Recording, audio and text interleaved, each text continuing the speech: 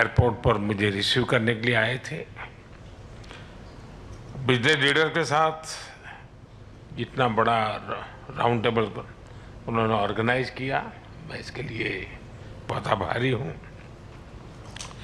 उन्होंने मेरे लिए और हमारी पार्टनरशिप के लिए जो सकारात्मक विचार रखे हैं, मैं इसके लिए भी आपका हृदय से बहुत बहुत धन्यवाद करता हूँ। फ्रेंड्स, 23 वर्षों के बाद भारत के प्रधानमंत्री का साइप्रस में आना हुआ है और सबसे पहला कार्यक्रम बिजनेस राउंड टेबल का हो रहा है। ये एक संकेत है कि भारत और साइप्रस के संबंधों में आर्थिक जगत से जुड़े लोगों का कितना महत्व है। आपके विचारों को मैंने बहुत गौर से सुना है। भारत साइप्रस आर्थिक संबंधों के लिए आपकी प्रतिबद्धता को मैंने महसूस किया है। आपके विचारों में सिर्फ संभावना ही नहीं, संकल्प को भी मैं महसूस कर रहा हूं। यह स्पष्ट है कि हमारे संबंधों में आगे बढ़ने की अपार अपार संभावनाएं हैं। फ्रेंड, साइप्रस लंबे समय से हमारा विश्वसनीय पार्टनर रहा है, जिसका आप लोगों ने भी उल्लेख किया, और भारत में यहां से उल्लेखनीय निवेश भी हुआ है। कई भारतीय कंपनियों ने भी साइप्रस में, और एक प्रकार से साइप्रस को यूरोप का गेटवे के रूप में ही देखा है।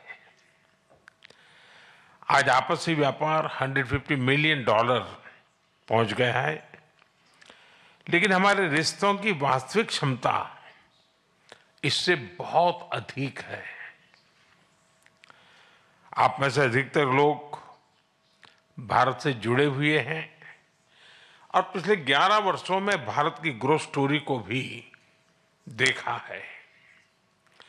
पिछले एक दशक में भारत विश्व की 5वीं सबसे बड़ी इकोनॉमी बना और बहुत निकट भविष्य में हम दुनिया की तीसरी इकोनॉमी बनने की दिशा में बहुत तेज गति से आगे बढ़ रहे हैं। आज विश्व में भारत बहुत तेजी से ग्रो करने वाला एक इमर्जिंग इकोनॉमी में इसका स्थान है। साथियों, आप भली भांति जानते हैं, हमने टैक्स रिफॉर्म्स किए हैं। जीएसटी के साथ वन नेशन वन टैक्स प्रणाली लाई गई है। कॉर्पोरेट टैक्स रेशनलाइज किया गया है। हजारों की संख्या में कानूनों में डीक्रिमिनलाइजेशन करने का काम हमने किया है। हमने ईज ऑफ डूइंग बिजनेस के साथ साथ ट्रस्ट ऑफ डूइंग बिजनेस, उस पर भी उतना ही बल दिया है। आज भारत में स्पष्ट नीति है, उसके साथ साथ स्टेबल पॉलिटी भी है। 6 दशकों के बाद ऐसा हुआ है कि एक ही सरकार लगातार तीसरी बार चुन करके आई है। भारत की डेमोग्राफिक डिविडेंड और टैलेंट से आप भली भांति परिचित हो और आपकी बातचीत में भी इसका जिक्र हुआ है। पिछले 10 वर्षों में डिजिटल रिवॉल्यूशन आया है। फाइनेंशियल इंक्लूजन एक मिसाल बना है। यूनिफाइड पेमेंट्स इंटरफेस यानी यूपीआई के माध्यम से आज विश्व का 50% डिजिटल ट्रांजैक्शन भारत में होता है। फ्रांस जैसे कई देश इससे जुड़े हैं। साइप्रस को भी इससे जुड़ने के लिए बात चल रही है और मैं इसका स्वागत करता हूं। भारत में फ्यूचरिस्टिक इंफ्रास्ट्रक्चर के विकास में हम $100 बिलियन से अधिक का सालाना निवेश कर रहे हैं। इस वर्ष के बजट में हमने मैन्युफैक्चरिंग मिशन की शुरुआत की है। विश्व में वैक्सीन्स, जेनरिक मेडिसिन्स और मेडिकल डिवाइसेस की मैन्युफैक्चरिंग में भारत वर्ल्ड लीडर्स में से एक है। मैरीटाइम और पोर्ट डेवलपमेंट पर हमारा फोकस है। हम शिप बिल्डिंग और शिप ब्रेकिंग को भी प्राथमिकता दे रहे हैं। इसके लिए एक नई पॉलिसी भी लाई जा रही है। सिविल एविएशन सेक्टर में भी तेजी से ग्रो कर रहा है। भारतीय कंपनियों ने 1000 से ज्यादा एयरक्राफ्ट्स उसका नया ऑर्डर दिया है। इनोवेशन भारत की आर्थिक शक्ति का मजबूत स्तंभ बना है। हमारे 1 लाख से ज्यादा स्टार्टअप्स सिर्फ सपने नहीं, समाधान बेचते हैं। इनमें से 100 यूनिकॉर्न बन चुके हैं। भारत इकोनॉमी और इकोलॉजी के बैलेंस में विश्वास करता है और उस पर हम प्रतिबद्ध हैं। एक क्लीन और ग्रीन फ्यूचर का रास्ता बना रहा है।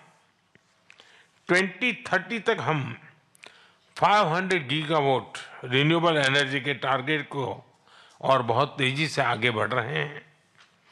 ग्रीन शिपिंग के विकास और 2030 तक रेलवे को 100% कार्बन न्यूट्रल बनाने को और तेजी से काम कर रहे हैं।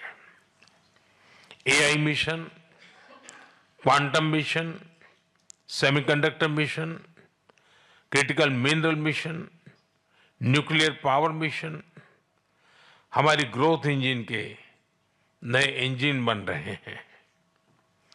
मुझे ये जानकर खुशी है कि साइप्रस की स्टॉक एक्सचेंज और एनएसई ने मेरे होम स्टेट गुजरात में गिफ्ट सिटी में सहयोग पर सहमति बनाई है।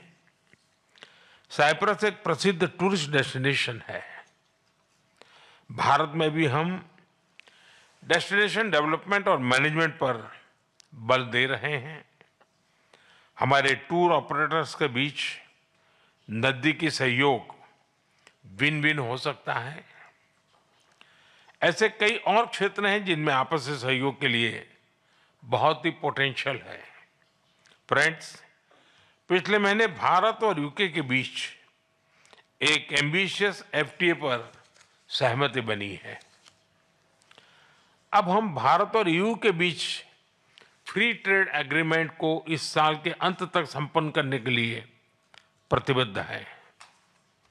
इसकी नेगोशिएशन में गति आई है।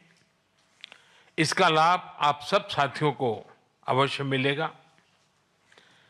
मैं भारत, साइप्रस और ग्रीस बिजनेस और इन्वेस्टमेंट काउंसिल की स्थापना का स्वागत करता हूं।